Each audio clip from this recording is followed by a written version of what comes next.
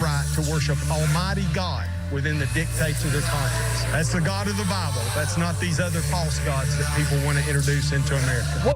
What false gods? Like, serious, genuine question. Hello, yes, in the back, yeah.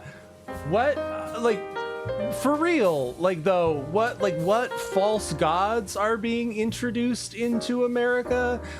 You just kind of casually threw that out there as like a general thing, and I feel like way too many people would just be inclined to go, yeah, sounds about right, moral decay and all of that. But no, I want very specific. Which false gods are you referring to? Like specific, like is it like Diana? Is it like Zeus? Are we like worshiping Apollo Creed?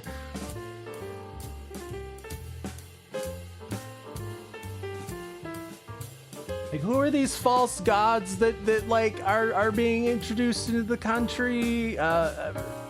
Is it Quetzalcoatl? Is it Osiris? Is it Vishnu?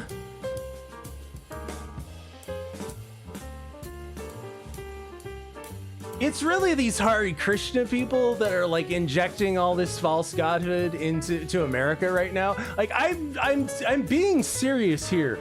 Who are you talking about? Who are you talking about?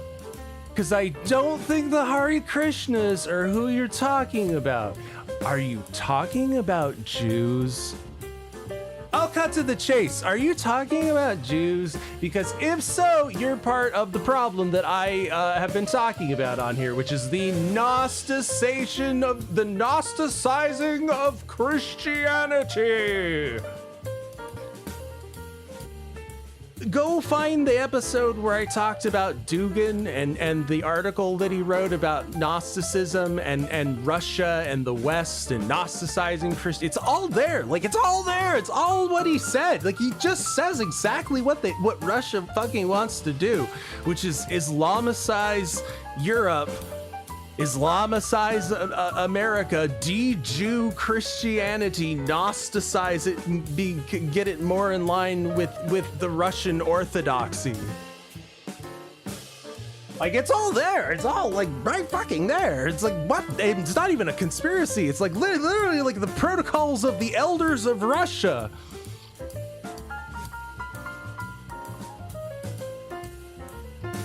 You never heard of this guy until now? Look into Alexander Dugin,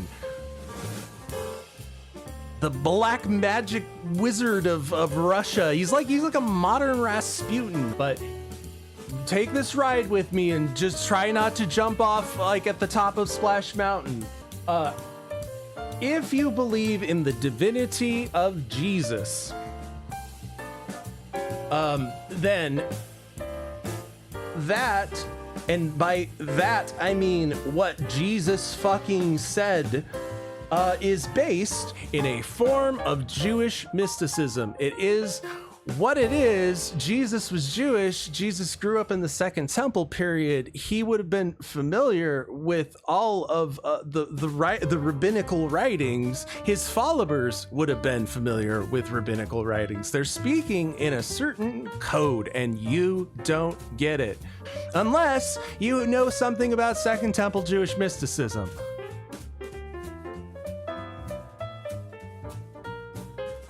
And so, if you believe that Jesus is divine, or even if you believe that he's some kind of wise prophet, then all of that is based in the connection to Jews.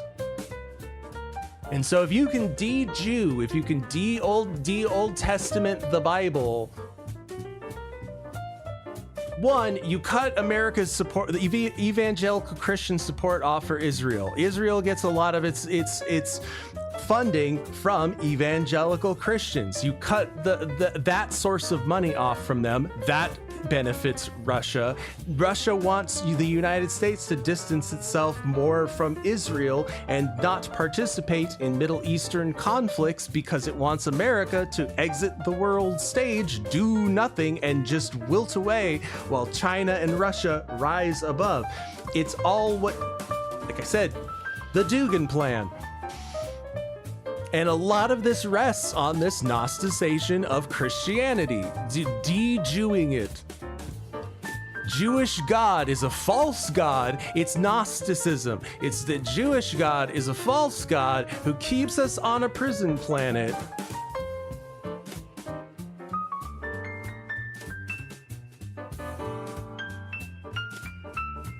Like, what pagan religion? Okay, are we talking about Muslims? Because here's another bitter pill you're gonna have to swallow. Yes, I think there are problematic things with Islam. Yes, Muslims are generally gross. However, their God is supposed to be Allah, is El. It's the same etymological source as Elohim, Allah. It comes from Ugaritic, Ilim, the God is Allah, the God. So like it or leave it, I have problems with Islam. There are problematic things within Islam. I think that parts of their religion aren't worshiping that God, but the God, Allah, is Elohim. It's the same word. So what false gods are you talking about? What pagan gods are you talking about, if not Jews and Muslims? I don't think Hare Krishnas are really who this guy is talking about.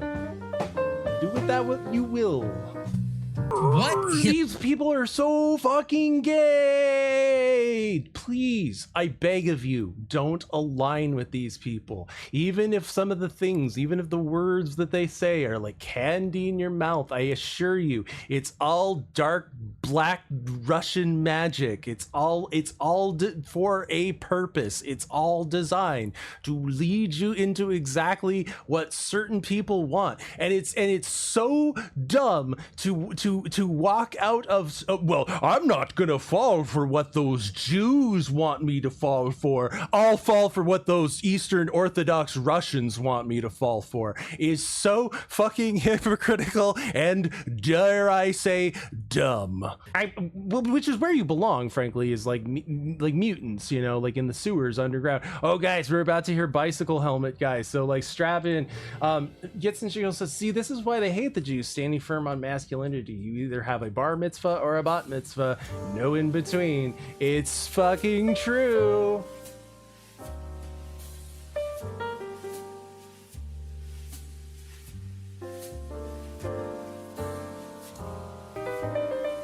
The men have a role and women have a role, and that it is essentially an equal role. They're just different roles, but like the man is not superior to the woman. The woman having certain other roles that men can't be accessed to doesn't make it her above him. It's that both have their part to play, just like, oh, wow, boys have a penis, girls have a vagina, and it's almost like they're two different, you know, types of the same species that need to like coexist and blend their minds and their bodies together to create offspring and families, and that's like really what all of this really comes down to, is family, because like that's all that really matters in life, is mommies and daddies having more babies that aren't fucked up in the head.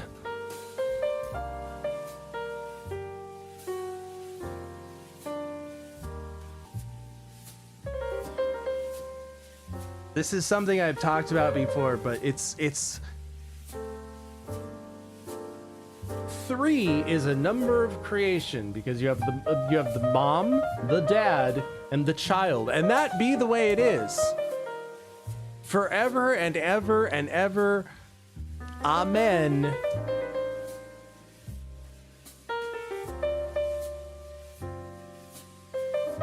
Everybody had a mommy and a daddy.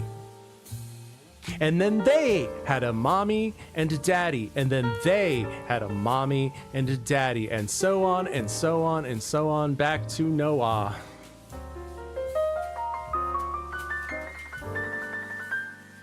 You can look at it this way. It's a fundamental building block. That triangle of creation between mommies and daddies and children, that is a fundamental universal principle of creation.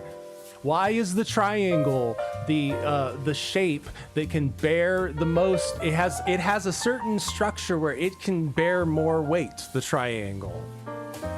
And all the shapes all of the complex shapes come from triangles stacking on top of triangles, stacking on top of triangles. Why? Because it's creation. That's what creation is mommy, daddy, and you.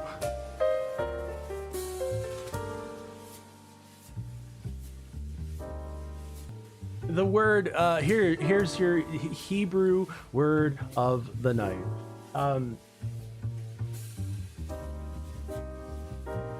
The first word of the Bible is Bereshit, in the beginning, but that can be broken up into smaller words. And so the next word after Bereshit, bara.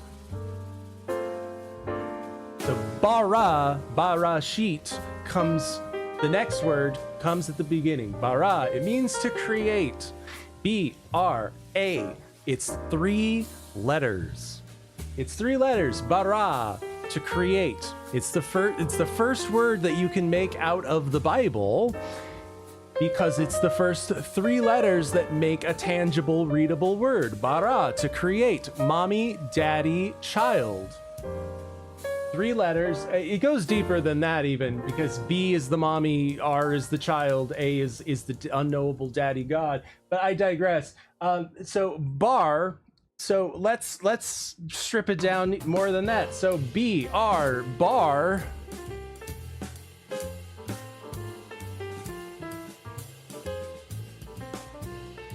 In Hebrew, bar is grain. It's where you get the word barley from. Barley has the same word, it's the same word across Hebrew as it is in Proto-Indo-European. That's bar.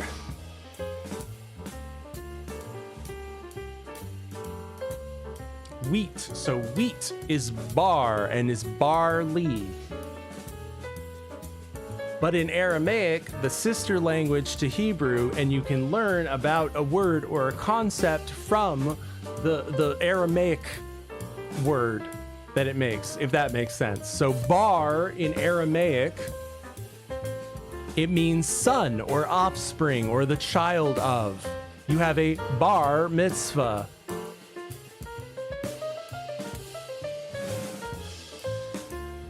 A bar is a child. So why would the word for child be the same, have the same concept, like cosmological meaning as grain, wheat, bread, like the thing that bread comes from? Ponder this on the tree of woe. These are laws of nature, and that's exactly what they want to attack. Ponder this. This is why I advocate for people to learn Hebrew, know about this stuff, why it's important, why they want to attack Judaism and Jews and the Jewish part of the Bible, because they don't want you to know about these things. They don't want you to know. The first word in the Bible that you can, Bereshit, bara, right? Bara, bar, create, stems from wheat and children. Like, what's up with that? B is a womb. It's a house. It's a womb. It's the cosmic womb, and R is a head. So when the head comes out of the womb, B, R. When a head comes out of the womb, you're the offspring, the child. Like, Hebrew's fucking wild. They don't want you to know about this stuff because it's proof that there is more to all of this than just being a Ned Flanders and saying your prayers every night. That there's a deeper, that it's about connecting with that thing, which to call it God is to even limit its being, to connect with that thing in this lifetime. It's not something that happens after you die. It happens in this lifetime. And that's why you're given this life is to know that thing which is unknowable. It's the ultimate unknowable thing is the Aleph, the oneness of the supreme Ein Sof, the God above God, the one, which is the number one and the letter A.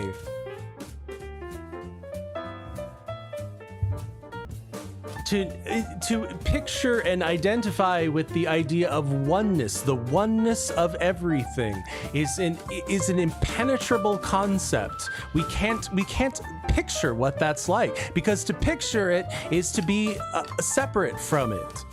There is a knower and a known. There is a perceiver and a perceived. You are the knower and you are perceiving the oneness, but then therefore it's not oneness because you are separate from it. Therefore it is unknowable. And therefore the concept of, that's why the Bible starts with B, the second letter, because A is the all unknowable almighty one. That sits above all. See, there are deeper meanings to these things that you can get when you read this in the language and in the intention for which it was written. And you don't think that Jesus didn't know about this? Yeshua? You don't think that Yeshua who was a second temple Jew and knew about these things? And his disciples were second temple Jews who knew about these things. They were there when these things were being written down. The Talmud and some of these things were written down in less than 100 years from the time that Yeshua, Jesus, is supposed to have been in Jerusalem.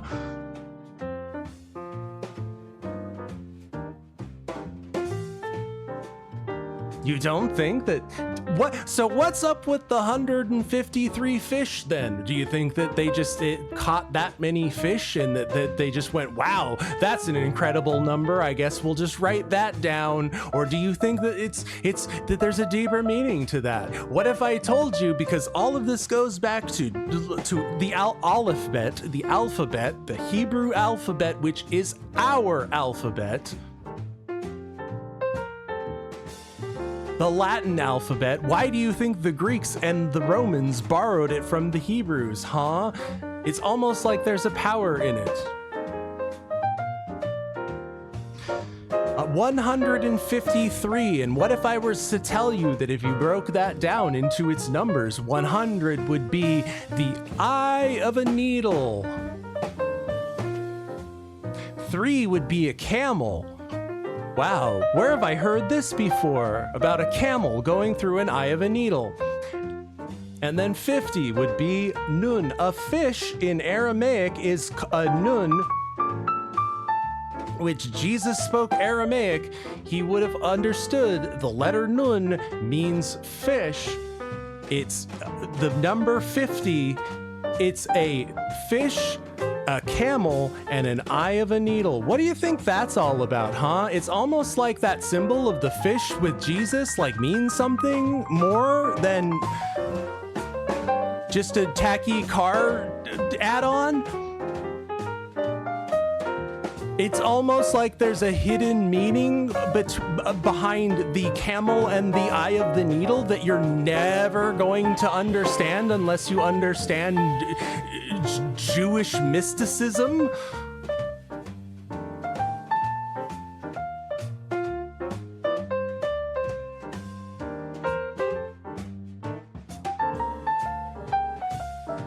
If you really want, if we're getting, you know what? I don't really care about this gay child molester. I'm on this thing now. So why 153? Let's talk about this. Hang on. Fuck this tranny child molester. So why 153 fish?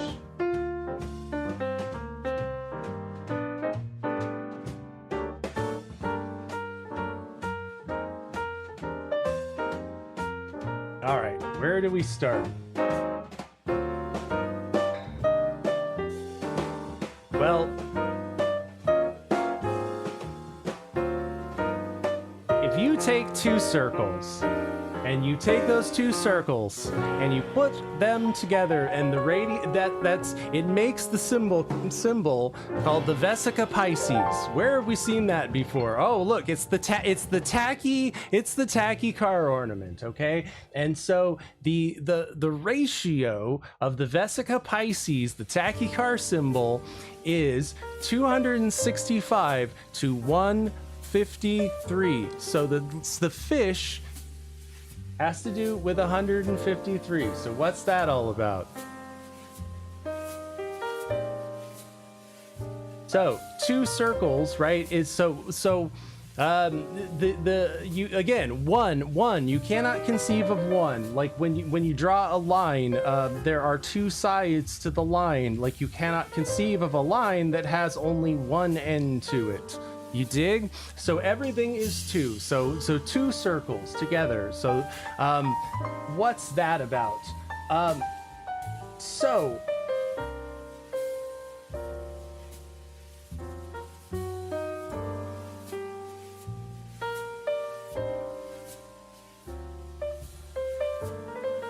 153 fish. These are all like numbers that come up again and again, but again, you have to know Old Testament Jewish mysticism to understand some of these are pointing at. So 153 is the 17th triangular number. It's 10 and 7. It's the sum of the fractorals of 1, 2, 3, 4, and 5. And if you take the sum of the cubes of its digits, it equals 153.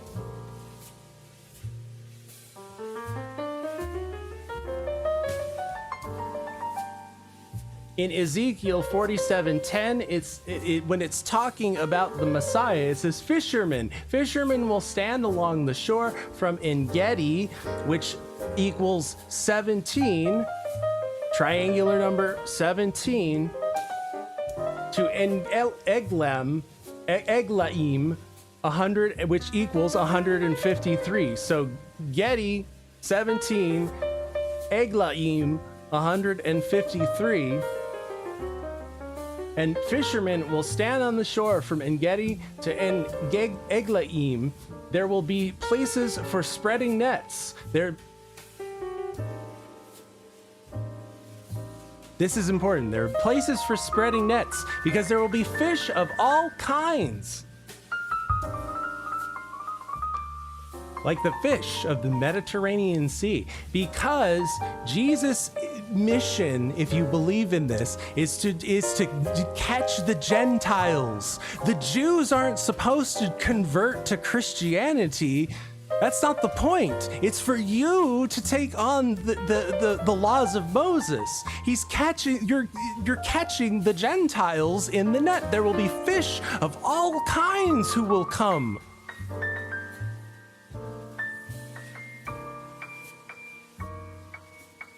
Why fish? Because fish don't keep to the kosher laws that land animals do. You see, the Jews are the land animals. They are kept to the 613 commandments, whereas the Gentiles are not. They're the fish of the sea. They are in a multitude who do not have the strict kosher laws that the Jews do. And so this is talking about how that one day fish of all kinds, they'll be caught in the net. From En-Gedi to Eglaim, 17 to 153. Now, if you reverse 153, it's 351, which is triangular number 26. Why is 26 important? Because if you take the holy name of God, his proper daddy name, Yud He Vav He, and you take that, it's 26.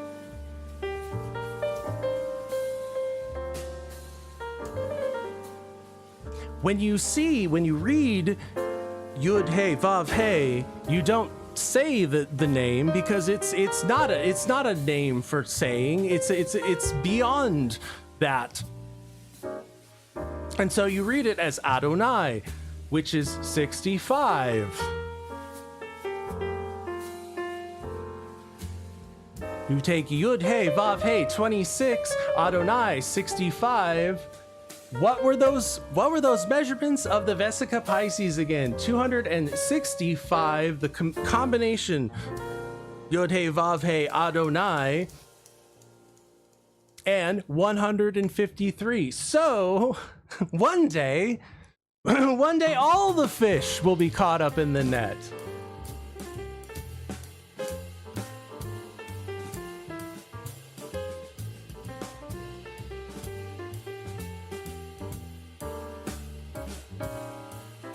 But it's the camel through the eye of the needle.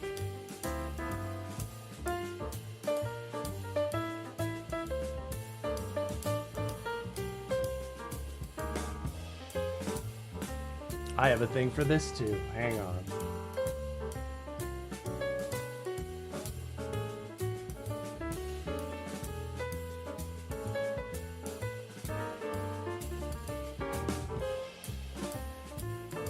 In 3 different places in the New Testament, Jesus says, I tell you, it's easier for a camel to go through the eye of a needle than for someone who is rich to enter the kingdom of God. Well, that means that rich people can't go to heaven, the end.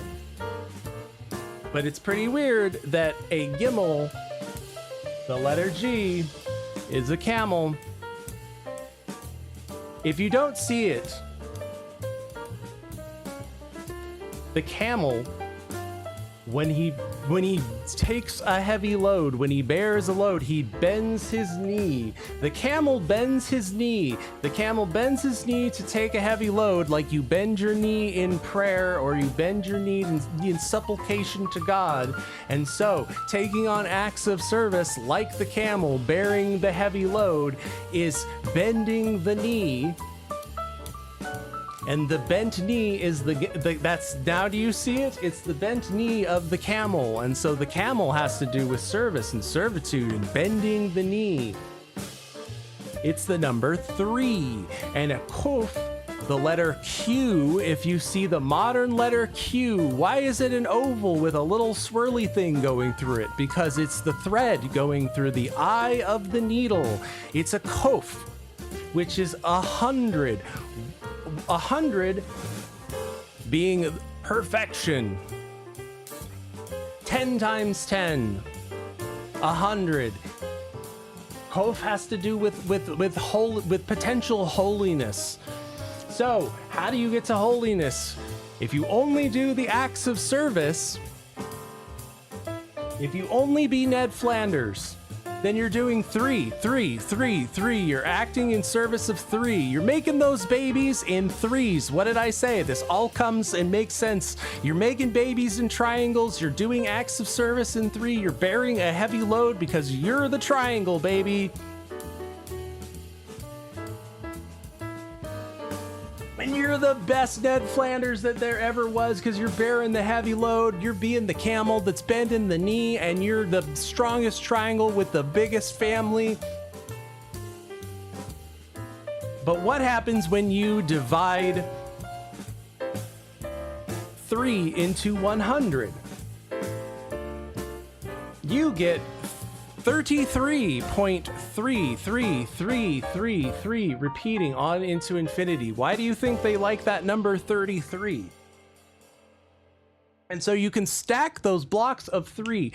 The blocks of creation that come in 3s, mommy, daddy, child, bara, that you stack onto the making creation, that you can stack those blocks on into infinity, trying to get through the eye of the needle, which is 100, but you will only ever get to 99.999999999 into infinity percent. Do you see? So the servitude, the camel, bearing the heaviest weight and having the most babies, it doesn't get you through the eye of the needle. You get 99.99999999999% there. And that's why it's the eye of the needle. That's why it's a hard thing to do, because it's that 0.000000000 onto infinity. The tiniest fraction that's immeasurable of a percent to reach a 100. You can never reach a perfect 100 with 3s. It's never perfect. It's never complete. There's always just that tiny, indescribable fraction.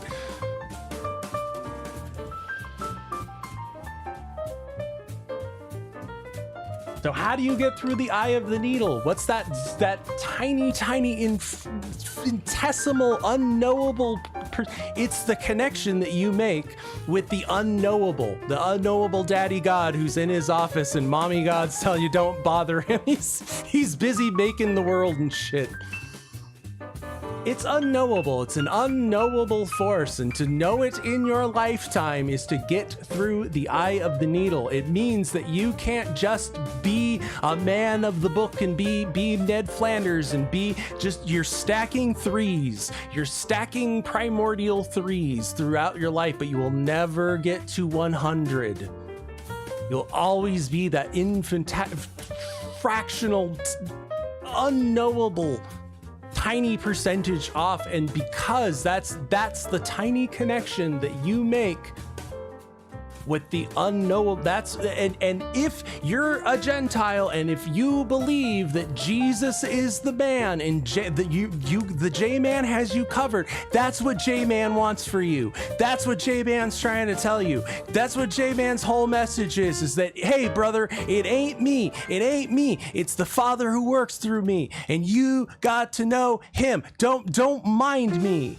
I'm the bridge, brother, but like, you gotta cross it, and it's a tightrope. It's a 0.0001, but you can do it. You can thread that needle, but you gotta know unknowable daddy God. You can't just worship Jesus like a Jesus idol, like he's Jesus Christ super pop star. That isn't going to work. That's stacking 3s. That's just being Ned Flanders and being a good guy. You gotta go be one step beyond that, and that's knowing that which is unknowable. I know, it sounds cosmic, but it's so far out, the only way out is in.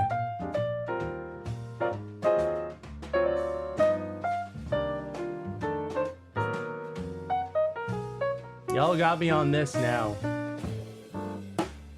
It's the unknowable oneness that we are. So why is it an A? Okay, our letter A. It starts as a bull. All you have to know is mommies and daddies, right? And daddy is the best. He's the alpha. Where does alpha come from? It comes from the aleph. It's a bull. The letter A is the shape of a bull's head. And so the letter aleph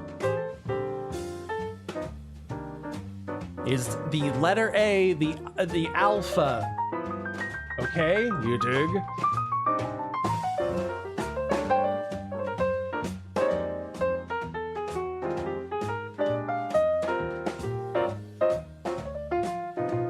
It's the number one. He's the top bull.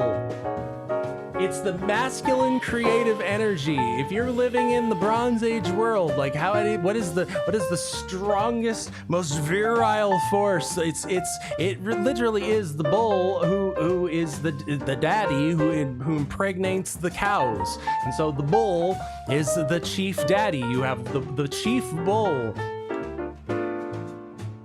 And then Aleph, the first letter, it's the number one. And if you take the letters of Aleph, Lamed, Pei, it's 1, 1, 1. It keeps coming back to 1. It's the Alpha, it's the first, the highest. And look where it comes up in Hebrew. So who is God? What's God's name? He's El. So he's Aleph, Lamed. He carries the biggest walking stick. You can see what a lamed looks like in L. You can't even say the letter L without saying the name of God. He's the chief teacher.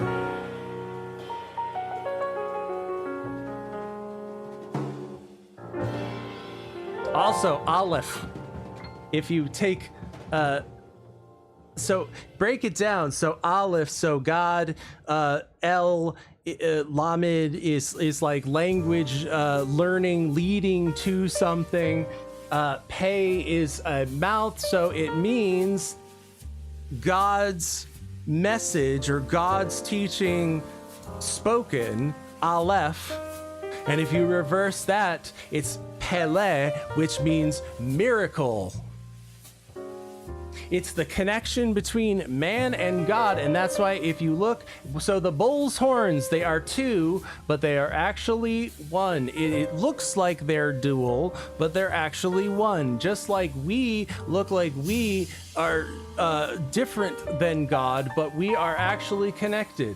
And so a yud is a hand. Bear with me. So all of these things are what are pictographs for things, and the smallest, tiniest letter is a yud. It's an iota. If you say something is small, you say not 1 iota. Well, in Hebrew, you say it's the tip of the yud. It's the same letter. It's the letter I or Y, and it looks like a little apostrophe, and there's 2 yuds connected by a vav to make aleph. So it's 2 hands, 2 yad or yud, a hand, which are connected to each other. G. Where have I seen that image before? Aleph is about connecting the higher and the lower, man and God, 2 hands that are connected to each other. They look like they're 2, but they're 1.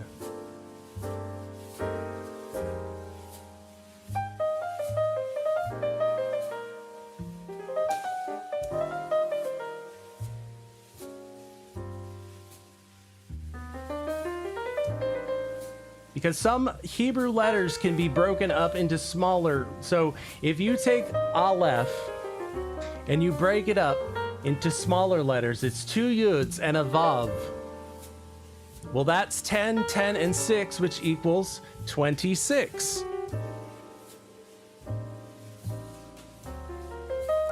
Yud, He, Vav,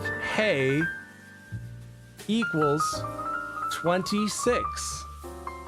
So the holy name of God is equal to Aleph, 1.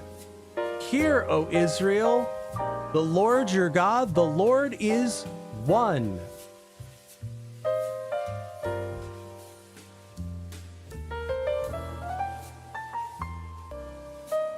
Okay.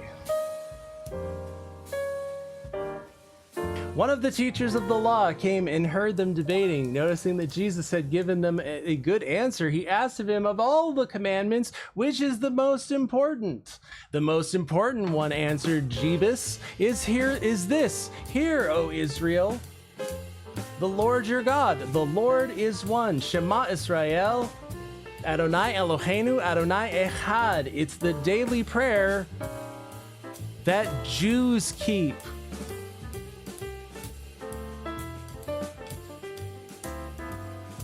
It's the Shema prayer. I should have just found this. Oh, here we go. When you see a mezuzah, the thing that hang outside the doors of Jewish homes, that's what's inside is a scroll of the Shema. Hear, O Israel, the Lord our God, the Lord is one. It's the most important commandment according to Jesus. The Lord is one. He doesn't just mean that he's one above all things. He means he's the number one. He is Aleph. He's the number one. The first letter, Alpha, the first.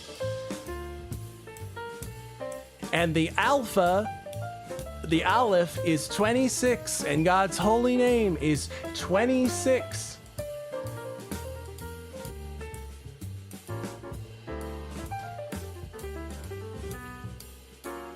And there will be fish of all kinds who will be caught in this net to know about this. Because you take 153, the Gentiles, and you connect them to 26 and 65, you get the fish. You see? It's not just some random number in the Bible. It's connecting you back to the oneness of God. But you don't know anything about this unless you understand what this is, the Jewish mysticism behind all of this.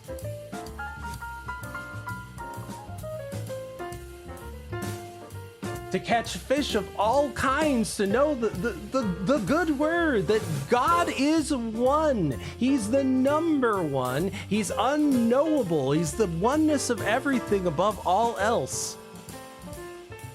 To be able to picture him as anything is to diminish his greatness. He's above every. That's why you don't pronounce the Yud Hey Vav Hey. There are other reasons for the taboo, but part of it is that it's an unknowable concept. It's not a name like we think of, like David. Also, you don't call your dad, or you're not supposed to, by like his proper name.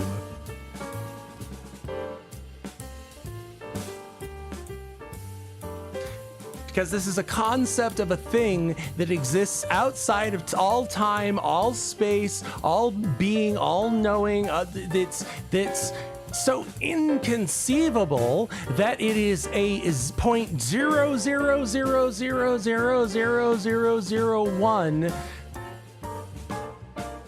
that you are able to even be able to connect and conceive of this oneness, and that's threading the eye of the needle. You can't get the camel through the eye of the needle. You can't divide 3 into 100. But the square root of 3 is the fish.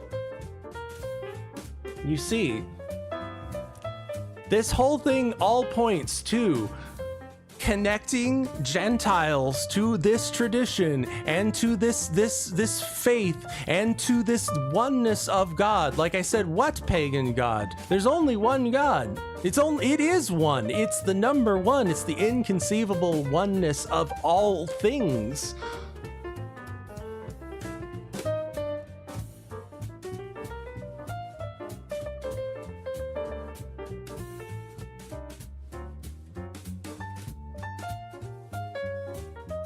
And we personified it by the number 1 and the letter A.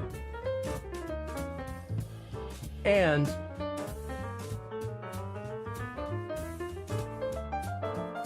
you can also see it in Germanic runes. The letter A in Germanic runes is an Ansus.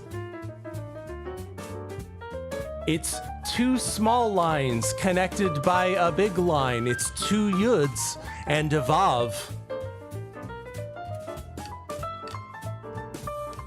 Just like Aleph is two yuds and a vav, two hands connected by a vav, which is a fish hook which connects things.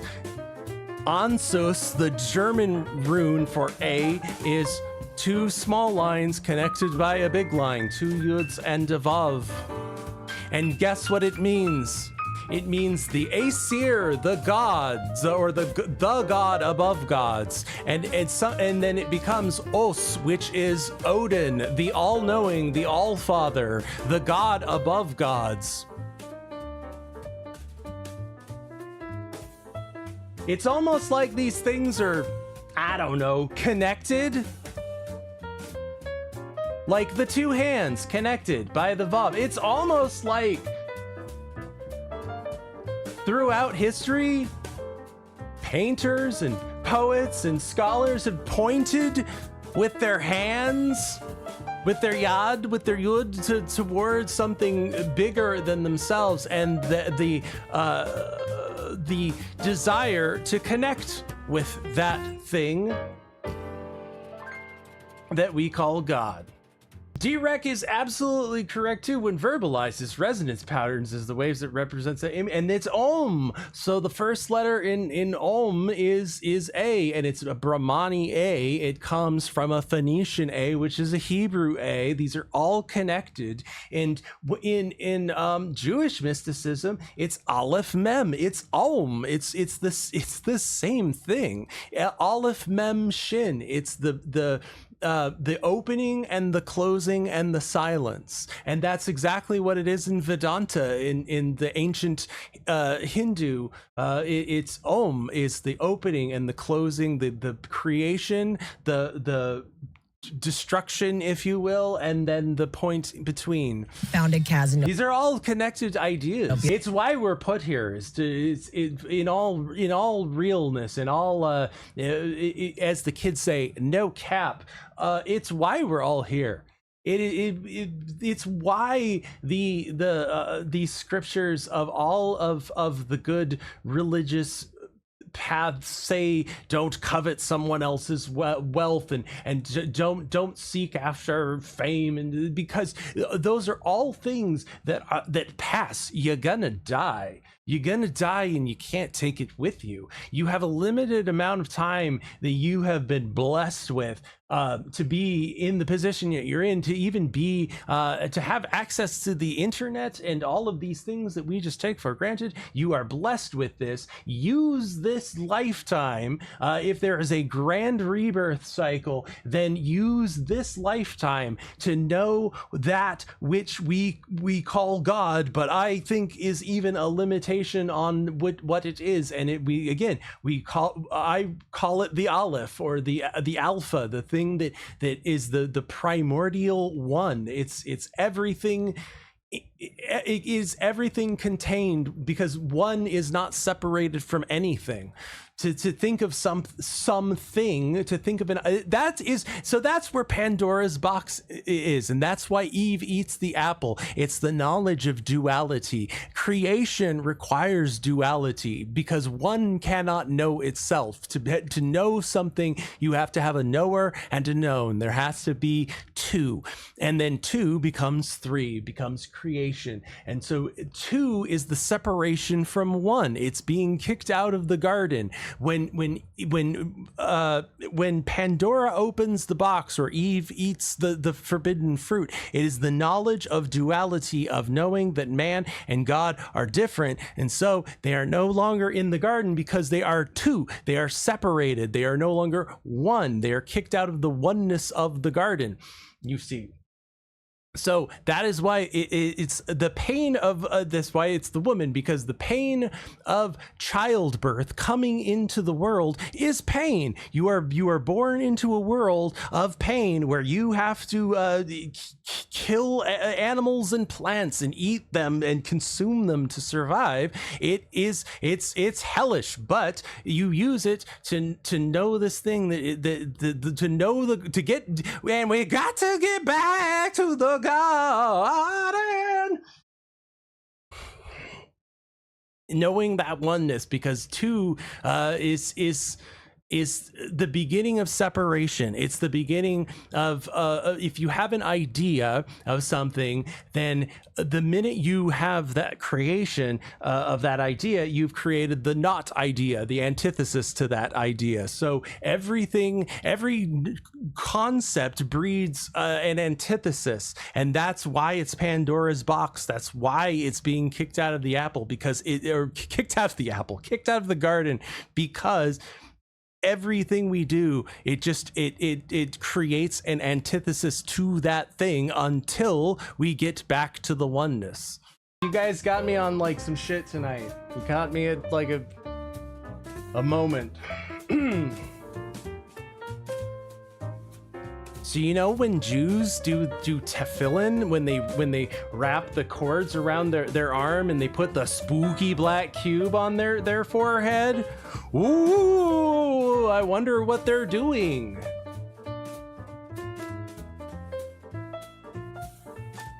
Well, just like a mezuzah, there's a little scroll inside of that little spooky black cube with prayers on it. And do you know what one of the prayers is?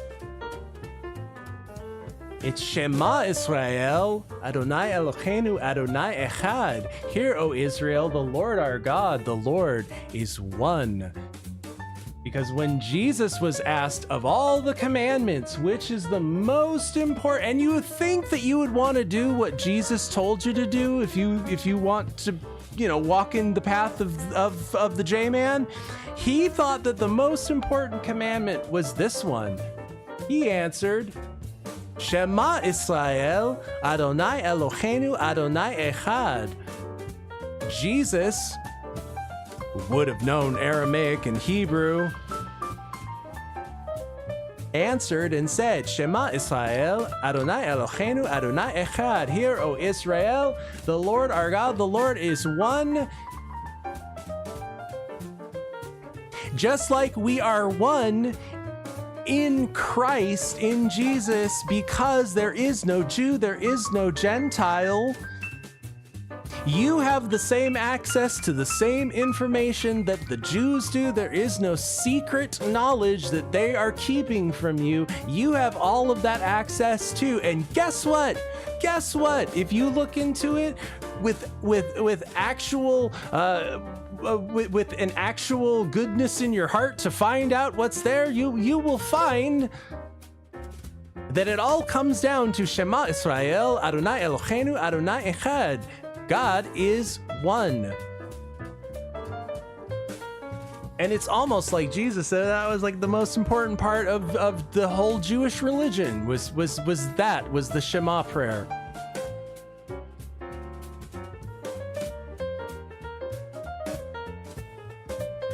All right, one more thing. So how are we supposed to connect ourselves to this unknowable, unconnectable thing? The Aleph, the one. Well, and the Aleph, Lamed, Pei, same letters, is an Alaf, Lamed, Pei. It means a yoke.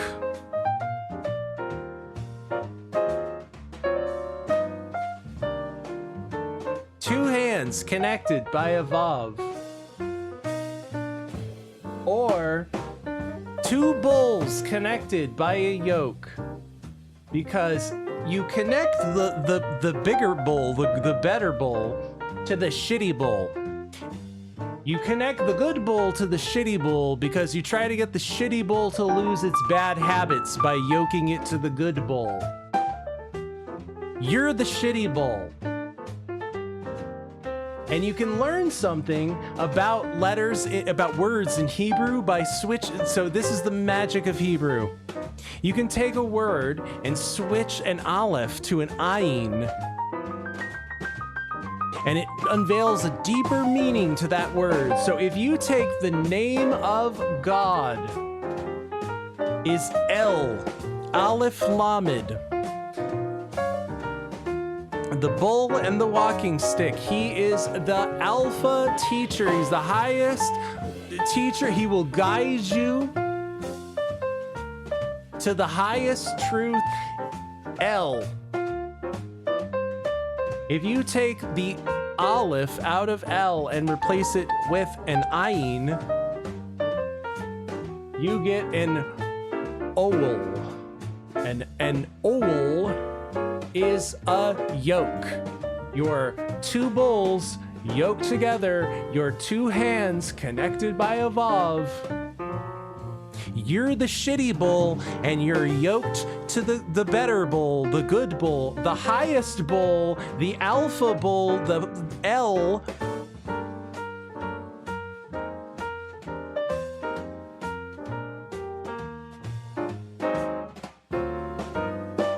So El, Lamed. Here, I want to show you one more thing. So an El, a Lamed. Lemad means to learn, right? So the name of the letter tells you what it is. So Lamed means to lemad, to learn.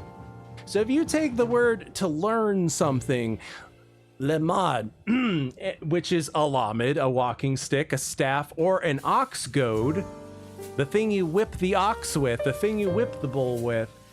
So if you add on a mem onto the front of lemad to learn, you add an M to the front, and an M means from something. So from lemad, you get malmad.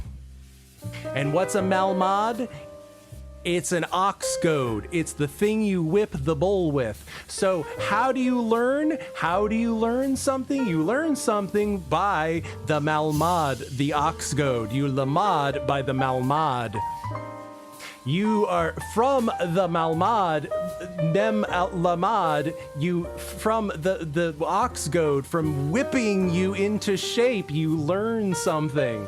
And it's lamad, lamed means something's leading to something. It also has to do with timekeeping because it's the numbers 12 and 30.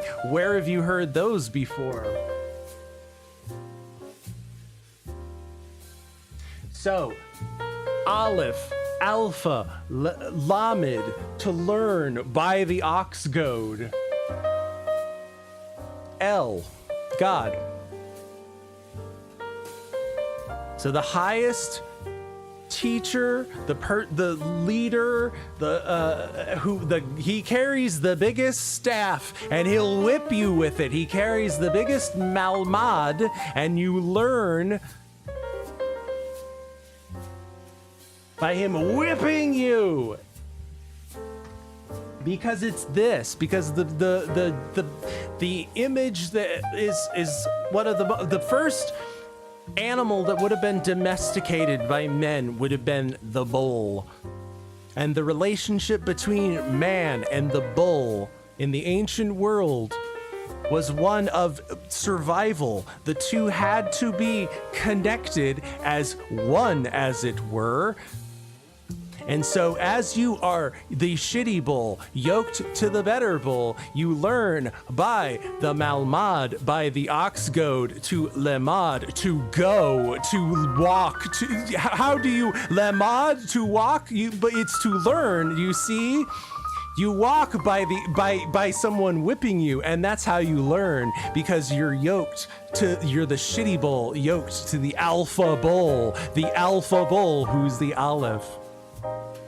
And bull, whip, or staff, or ox goad, El, God.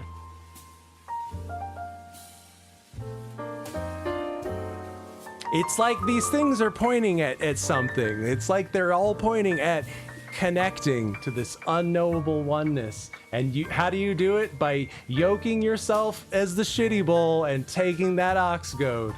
Nobody said it was gonna be easy.